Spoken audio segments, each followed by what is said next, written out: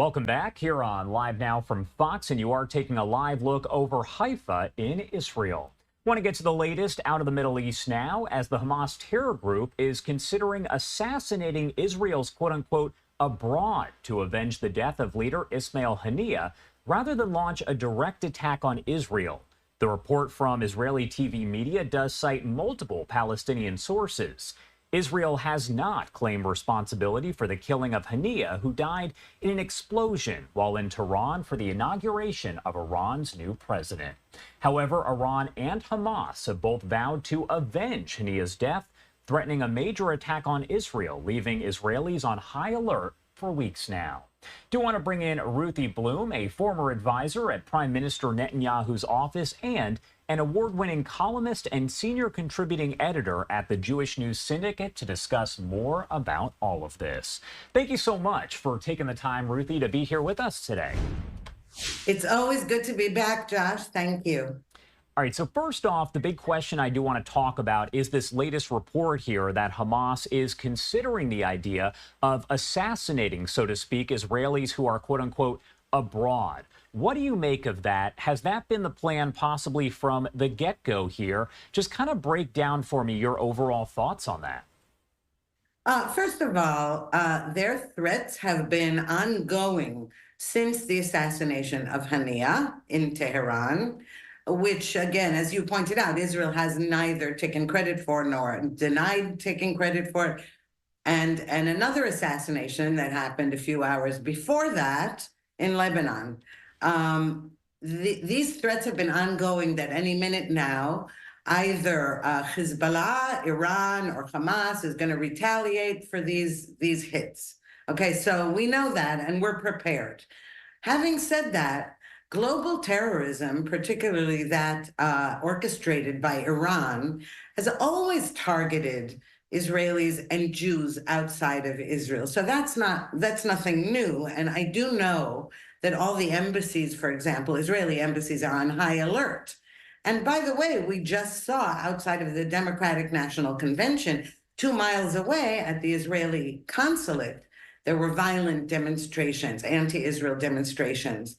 And those things always can escalate into some kind of deadly violence, I would say. And yeah, what I'm looking at right now is just some of the video there from last night over in Chicago. This is courtesy Brendan Gutenschwager, who's a journalist provided by Storyful. You can see the clashes there between the anti-Israel protesters as well as police there. We saw a lot of that throughout the Democratic National Convention.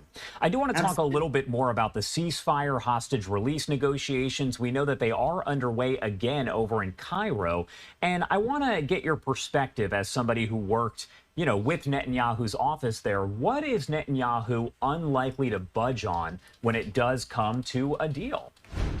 Well, I can tell you, without inside information, I can tell you based on what Netanyahu has said and has stuck with.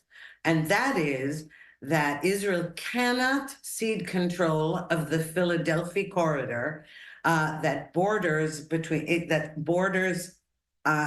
Egypt and the Gaza Strip, because aside from everything else, we discovered the massive tunnel structure between Egypt and Gaza, through which huge trucks could transport weapons and concrete for the construction of the massive tunnel infrastructure inside Gaza as well.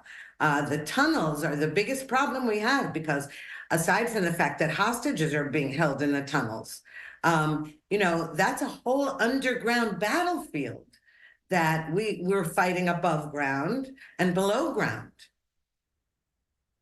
And I do want to talk about another development that we did get from investigators here. Let me pop up this actual tweet that came in from Israel. You can see it on your screen there. As we did learn, investigators saying there were bullet holes found in all 6 of the hostages whose bodies were recovered from Gaza earlier on this week. There's already obviously a lot of concern over the health of the remaining hostages, as there are still more than 100 that are not home. Does this just kind of add to the concerns there about how many are still alive? Of course it does. It adds to the concerns. And also, we know we're talking about bloodthirsty terrorists who, the atrocities they committed on October 7th, they didn't stop on October 7th. They're continuing, and we know that, including sexual abuse and physical abuse and psychological abuse, etc. So the fact that these hostages were riddled with bullets is of no surprise. It is of great concern, and that's why Israel is even bothering to go to these talks and to negotiate, though, negotiating with terrorists is something that should never be done. But again, we want to rescue as many hostages as possible.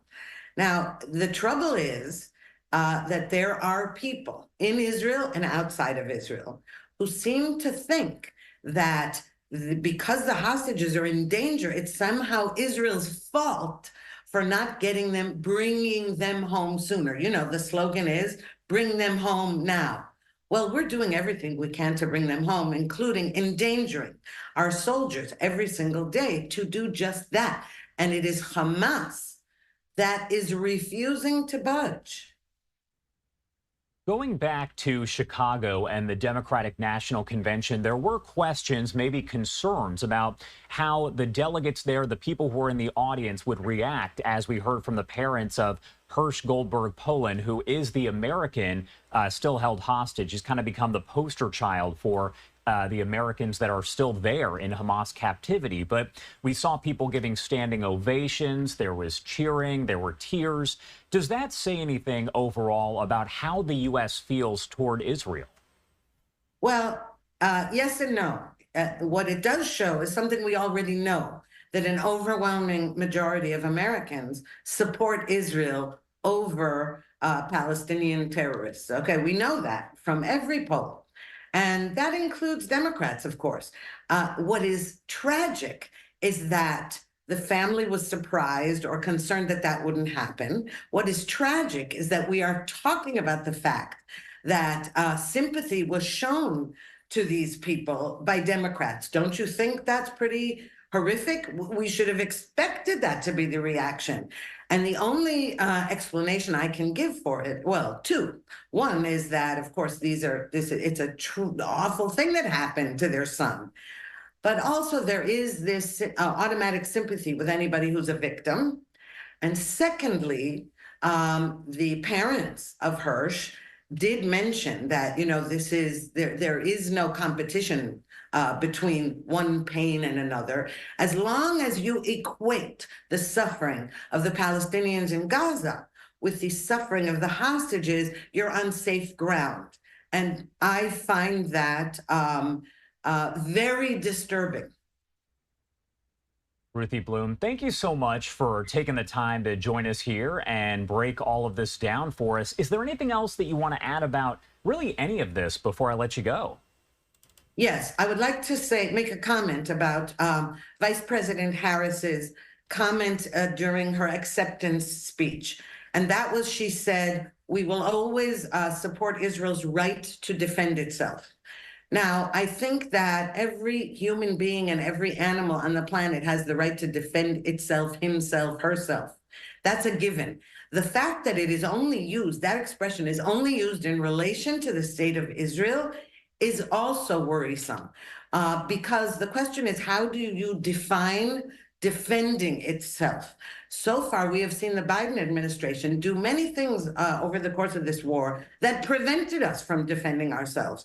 Defending ourselves does not only involve running to bomb shelters and using Iron Dome missile interceptors. It also involves preemptive action, and it involves aggressive entrance into places like Rafah, which the Biden administration tried desperately to prevent us from doing. Ruthie, thank you so much for providing insight and joining us here on Live Now from Fox. We love having you, and we really appreciate it. Thank you so much again, Josh.